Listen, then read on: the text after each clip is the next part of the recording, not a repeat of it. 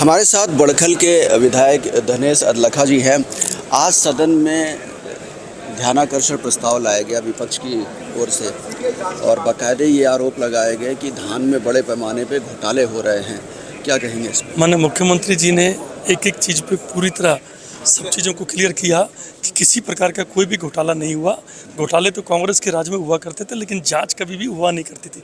किसान रो रो के मर जाता था, उसकी कोई सुनवाई नहीं हुआ करती थी। आज गेट की पर्ची, एंट्री, हर चीज़, सब चीज़ों के ऊपर सीसीटीवी कैमरे लगाने का काम शुरू करने जा रहे हैं और किसी भी प्रकार का कोई घोटाला नहीं हुआ। जो अनियमितताएँ थी उन अफसरों के खिलाफ कार्रवाई कर दी गई है। 12 FIR दर्ज हो चुकी हैं और जिन जिन अफसरों के खिलाफ और आगे कार्रवाई बढ़ती जाएगी उनके ऊपर कार्रवाई की जाएगी। दूसरा एक बात कहा गया कि बाहर से धान आते हैं, यूपी हो गया या अलग राज्यों से। आज हमें ये पता है कि किस किसान ने क्या बो रखा है, कितना बो रखा है, कब क्या मिलेगा। हमें, हमारी सरकार को सारी चीज़ों का ज्ञान है।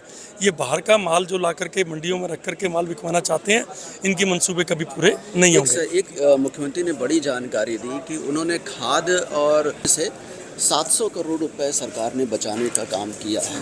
देखिए, ऐसा है, जब आपको पता है कि फलां किसान ने कितनी भूमि पर क्या क्या बोया है और उसको कितना यूरिया चाहिए, कितना DAP, जो भी चीज़ चाहिए उसको, उसके लिए चाहिए, वो उसने ले लिया।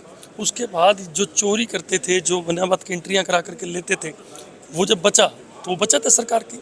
और हम तो एक बात स्पष्ट करते हैं कि हमें वो आदमी ला दो कि जिसको यूरिया ना मिला हो, DAP ना मिला हो, किसी प्रकार का कोई भी चीज़ जो सरकार से मिलनी थी उसको खान अपने पैदावार के लिए, तो हम चुप बाहर बैठे। और किसी प्रकार का कोई घोटाला नहीं है।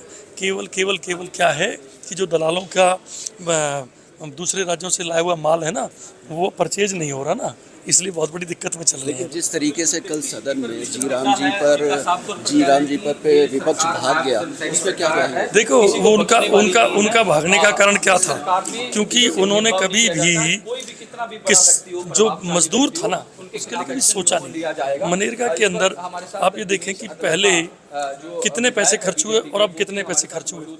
इस चीज़ से डिफरेंस पता लग जाता है कि इनकी सरकारों में क्या है। एक खड्डा खोदा, उसी को दोबारा खोदा, उसी को दोबारा खोदा। कोई लोकेशन को गूगल लोकेशन कभी होती नहीं थी। अब वो सारी चीज़ें ऑनलाइन सिस्टम पे आ गई हैं कि आपने कहाँ क्या किया।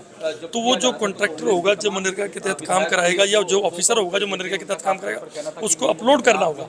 जब आपके घर के आगे एक सड़क बन चुकी है, उसका काम हो गया, मनरेगा के तहत वो अपने काम करा लिया, तो क्या उसको एक बार अपलोड होने पर दोबारा अपलोड हो नहीं पाएगा अगले 5 साल तक के लिए?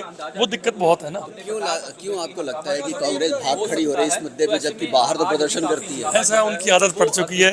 अंदर क्वेश्चन लगाना, अंदर क्वेश्चन के टाइम पर जब आंसर आए तो बोलना नहीं और बाहर खड़े होकर के शोर मचाना, ये सबको पता।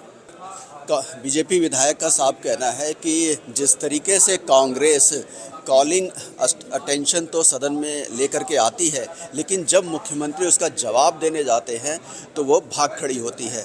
कैमरामैन सुनील के साथ हरे राम मिश्रा, सुदर्शन न्यूज़, चंडीगढ़।